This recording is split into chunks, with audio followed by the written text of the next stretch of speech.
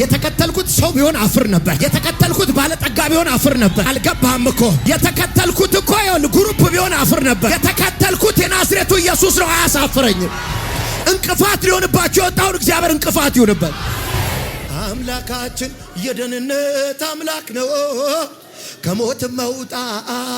ከሞት መውጣት በሱ ነው። አይቻለሁ ይሄንን ደግ አይቻለሁ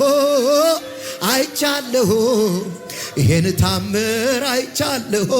አልሞትም በሕይወት እኖራለሁ። የጌታዬን ማዳን አወራለሁ። አልሞትም በሕይወት እኖራለሁ። የኢየሱስን ማዳን አወራ። አትሞትም። ስቃበት ነው የምትወጣው።